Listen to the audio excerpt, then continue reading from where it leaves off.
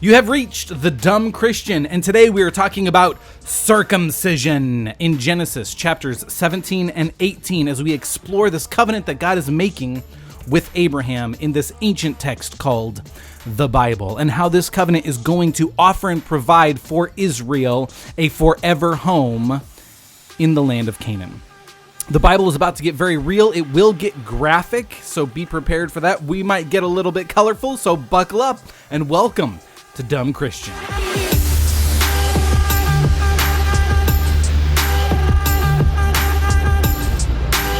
It has been 24 years since God first called Abram out of Ur into Haran, where Terah set up, and then out of Haran into the land of Canaan, and gave him this promise. He said, I am going to give you kids galore. As many as stars are, that's how many your descendants will be. Abram, was like 75 at the time. Now he's 99. So it's been 24 years where God has been continually saying, I promise I'm going to do this thing. In the meantime, I want you to sojourn in the land of Canaan. I promise I'm going to do this thing. In the meantime, there's a famine. I swear I'm going to give you kids, but in the meantime, I want you to go rescue your nephew Lot. So it's been this constant, like, God's promising Abram what he's going to do, give him kids. And Abram is constantly like, okay, I hear what you're saying, so I'm going to act in faith, trusting you. And this process of Abram waiting for God has been giving him little glimpses. God has slowly been revealing himself to Abram and Sarah, his wife, Sarai, at his power and his provision, his faithfulness, his goodness, the way he protected Sarai when they were in Egypt, the way that he gave Abram what he needed to conquer those 5 armies of the north to rescue his nephew Lot. All of the while, God is showing that he's able to do incredible things, and Abram is trusting him. And the main thing that he's waiting to see God deliver on this promise is kids. He still doesn't have...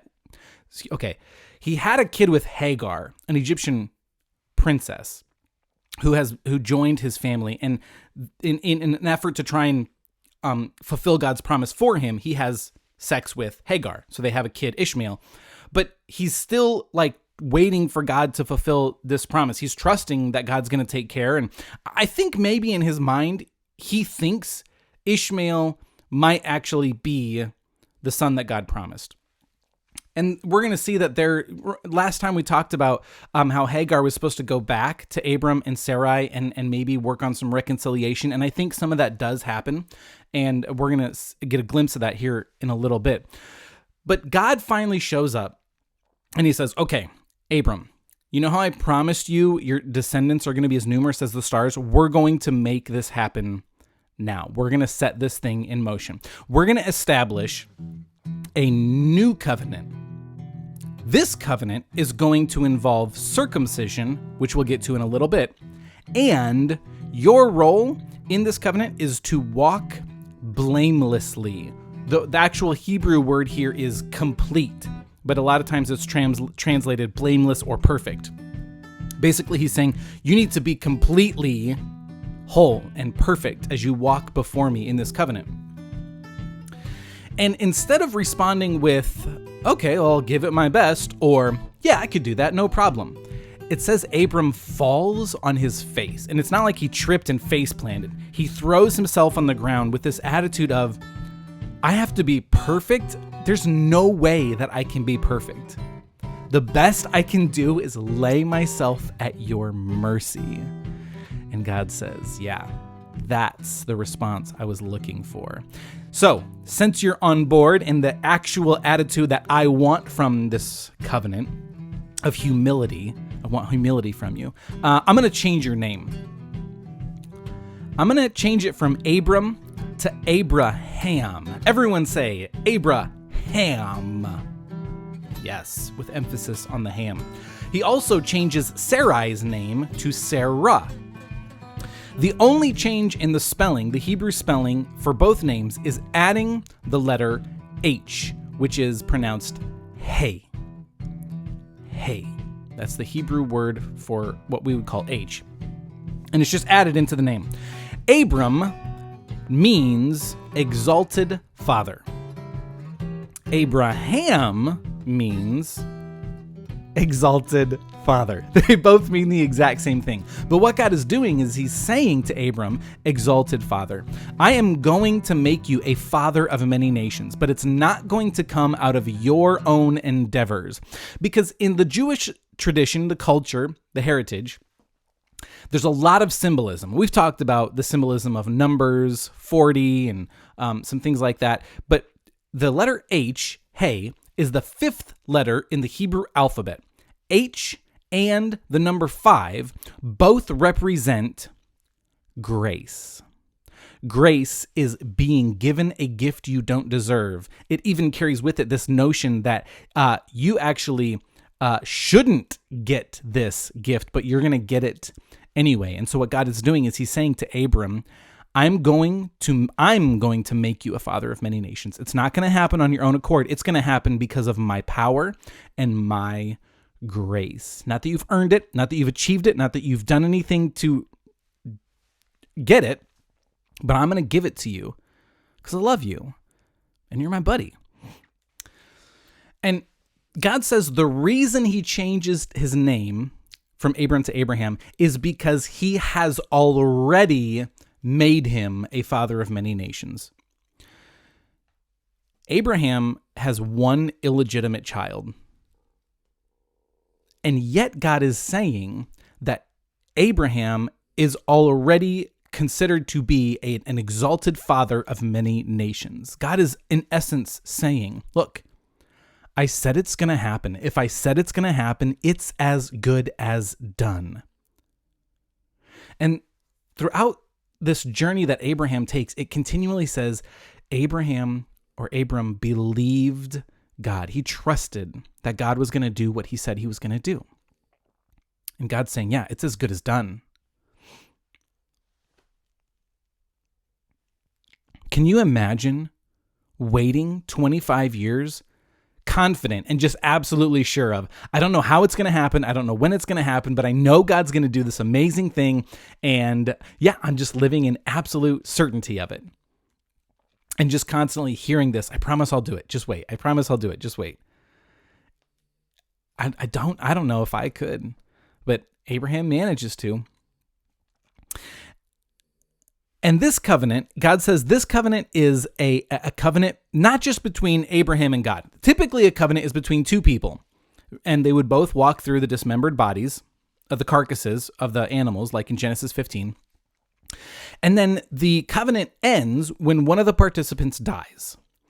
But God says he wants this covenant to be between him and Abraham and all of Abraham's descendants forever. This covenant, by the way, is like the final affirmation of, I promise you're going to have lots of kids and they will inherit the land of Canaan as their nation. So how is this covenant going to work? Because does every descendant from Abraham have to walk between dismembered carcasses? Well, God says the way that we're going to establish this covenant between you, me, and all of your descendants is through something called circumcision. This is where we're going to get a little bit graphic, so just so that you're got a heads up, and we're going to be talking about penises. So typically, and the great majority of males that are when they're born have extra skin on their penis. This is called foreskin. So maybe you've heard this before. I'm giving you some Urban Dictionary stuff, maybe. Actually, it's probably in Webster's. But it's extra skin that extends beyond the tip of the penis to act as like a protective sheath to protect it. Remember, when Adam and Eve were first created, they didn't have clothes or jock straps. So this acted as an extra barrier of protection when the penis wasn't erect. And it would kind of like hide and retreat into the foreskin and be hidden, protected there. Circumcision is taking that skin, peeling it back and holding it away from the penis, and then taking a knife and cutting around the penis to remove the foreskin. And that's what circumcision is. And then you just throw it away. And God is saying, this is going to be the symbol between you and I and everyone who comes from you. Every male who's 8 days old gets circumcised. This acted as a symbol, not that they're walking around with their pants down, showing everyone their circumcision, but it is an identifying marker for the man and his wife to remember and recognize they are active participants in this covenant. Why circumcision? It might seem barbaric. It might seem vulgar. Why is this necessary? The covenant requires the shedding of blood. Because remember, when you walk between the dismembered carcasses, it's saying, if I don't keep this, my end of the deal, I'm as good as dead. You can shed my blood. The blood also acts like as a signature, right? Like a stamp. Cross my fingers, hope to die, stick a needle in my eye type of thing. So there's got to be some form of blood shedding. And it's not like, you're bleeding out during circumcision, but there's some blood. And then the final part of this covenant act of circumcision is that what's happening is Abraham is trusting his baby maker to the Lord. He is surrendering the protective sheath that covers him. And he's saying, I surrender my lineage. I surrender the baby-making process. I surrender everything involved in my wing-wang to the divine creator of it. And it's a constant reminder. When that circumcision, when that cut heals, it actually forms a scar in the shape of a ring around the penis. A ring and a covenant. Does that sound like anything we may have heard of before? And every time that the man is going to use the restroom, every time that he bathes, washes, cleans himself, every time that he and his wife have sex or are even just naked together, it's a reminder, this member of my body, this part of my body is in active participation with the covenant of God. And everything it's used for is part of that covenant. Am I using it in a way that participates in that covenant? Just like a ring on the finger, right? My wife and I have tattoos instead of rings, but it's that constant reminder every time you look at it, like, oh yeah, we're part of this covenant. And it's not just to have a reminder, but it's that part of my body which produces children, offspring, a lineage forever it is really that unifying factor of the covenant. I surrender this part of myself to God, and he takes it and provides a family, a heritage, a lineage, a nation from it. And not really knowing how it's all going to work together. Like, okay, again, this is one of those things where God says, I promise I'm going to do it. Now, here's what you need to do. You need to leave your home. You need to go travel. You need to go rescue. You need to go circumcise. And here's the thing. The covenant is whenever a boy is 8 days old, he gets circumcised. Luckily, they don't really remember that pain. But Abraham is 99. He also has to take Ishmael, get him circumcised, who's like a preteen at this point, and every male in Abraham's household. And if we go back a few chapters, we remember he at least had 318 soldier-ready men. There is a good number of guys in his household who are about to experience something out of this world. Can you imagine going up to the ranch hands and being like, all right, guys, put the horses away. We're going to go get the tip clipped. And they're like, what? This guy's crazy. Has he finally lost it? But, man, there's something about God and Abraham and his house that they say, yeah, all right, let's go. Let's do it. And he still doesn't quite know how it's going to work, but he's trusting. And he's not done. God has still got some other things for Abraham to do, which we're going to get into later after he has this son of promise, this son of grace. Anyway, it's been a few days after he's been circumcised, and he's hanging out by the Oaks of Mamre. And this location is mentioned a few times by name, and I don't necessarily know why, but I think the way that the Bible talks about it, it just kind of feels like it's Abraham's favorite place. Do you have just like your place where you go? Like, this is where I want to be when I'm going to rest, when I'm going to recover, when I just need some me time. I think that's the Oaks of Mamre. It's also the place where Abraham meets God. So God and a couple of his angel buddies show up while Abraham is, getting through the last couple days of rest, recovery, and healing. And he's still kind of, he notices them from a distance, and he kind of, carefully gets up out of his lawn chair, makes his way over and hobbling maybe a little bit, just to be extra careful. And hospitality is incredibly important to Abraham and incredibly important to God. We see in the New Testament, in the book of Hebrews, the author tells us, hey, be hospitable because you never know when you just might be feeding and serving angels, which is actually what happens here. So Abraham gets up and says, hey, I'm so glad you guys are here. I don't know if Abraham knows it's God off the bat. We do know later in the conversation that he knows he's talking to God. So either he knows right away or somewhere in the conversation he realizes he's talking to God. But Abraham's first response is hospitality. So he gets up, invites them, hey, why don't you guys stick around for lunch? So he goes into the tent, has Sarah rustle up some grub, and he brings it out to the picnic bench where they're all hanging out and enjoying a good lunch together. And then God does something that Abraham has been waiting for a long time.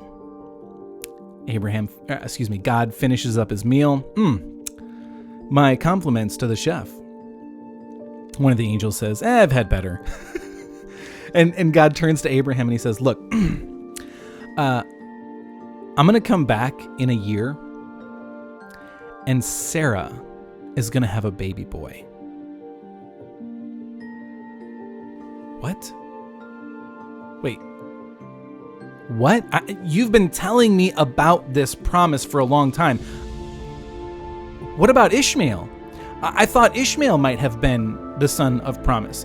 Hagar returned with Ishmael. Remember last week we talked with Brandon and she fled, but God sent her back. And I think there's been some reconciliation because Abraham views Ishmael as the son that God promised. He thinks this is where his lineage is going to come from. And God says, no. I told you, it's not going to be a son of your own efforts. I'm going to give you a son of grace and promise and power. It's not going to be something you were able to do on your own. I am going to do this for you. But I have heard your request to take care of Ishmael. I haven't forgotten him. I am going to use him to rise up a very powerful nation, a very prominent nation in the world. And we will see later that his descendants actually settled up in areas, in countries, in the lands where the Muslims rose in their prominence in the world. And the Muslim nation actually does tie their lineage to Ishmael, which is an interesting connection point there. And God says, I'll raise 12 princes out of Ishmael, and they'll become a nation on their own. They will not be the nation that I promised. They will not be the nation that inherits the land of Israel, but I will bless them. I'll take care of them. But I am going to give you and Sarah your own son, and I will raise kings from him. And Sarah is like in the tent, like just kind of like quietly doing chores, the dishes, but she's working extra hard not to clink the dishes so she can hear what's going on outside the tent. And when she hears her name, she perks up and she starts listening, and I'll receive a son? And she laughs to herself. No, I stopped having my period decades ago. That's not even possible. That's never happened. I'm 80 years old, I'm almost 90. I'm 89. Abraham is almost 100. How is that even possible? And I don't know if God overheard or he just knows because he's God, whatever the case may be. And he looks over at Abraham and he says, why did your wife laugh? Don't you guys know that nothing is too hard for God? And Sarah whips her head out, poking it through the tent. I didn't laugh. And he says, come on, son. Yes, you did. I know you laughed. I know that it's hard to believe, but don't lie, because I'll be back in a year and you will have a son, your very own son. And then he and his angel buddies get up, leave, they head for Sodom. And we're not going to cover that story. Next week, if you want to hear the story of Lot and his two daughters, check out our first episode called Lot and His Two Daughters. God, his angel buddies leave, and Sarah has never had an encounter with God like this before. Abram's had a few encounters, a few conversations, a few meetings, but Sarah's never had her own. And so she is probably very shaken, very disturbed. Is God mad at me? Am I in trouble? And he just comforts her and puts his arms around her and says, babe, it's okay. He's good. He loves us. He takes care of us. He understands. Look, we've made mistakes before. He's still going to take care of us. It's okay. And he caresses her head and he leans in and kisses her cheek to comfort her. And she's kind of shaken and she's still upset. So he puts her face in his hands and he looks her in the eyes and then he kisses her on the lips. It's okay, babe. It's going to be all right. It's okay. And then she kisses him and they go back and forth. They embrace. And the thought occurs, hey, we haven't had sex since I've been circumcised. Do you want to try out the new wheels? See what that's like? And what happens after that, I guess we'll just have to see. But that is Genesis chapters 17 and half of 18. As God institutes circumcision, what it is and why that's part of the covenant. I have been your host, Jonathan the Dumb Christian. Be sure to read it for yourself because there's a lot there that I don't go into, and I also add my own little liberties. But we'll catch you guys later. I love you guys. Whew, circumcision. Who wants to get that today? Not me. Be sure to check out our YouTube Dumb Christian podcast. We've got a lot going on there. Share this with your friends and your family so we don't go on this journey alone. We're just trying to explore the Bible, what is going on inside of it. When you do, be sure to hit subscribe, like, ring that bell. Here comes the butler. What do you want? I love you guys. Catch you later.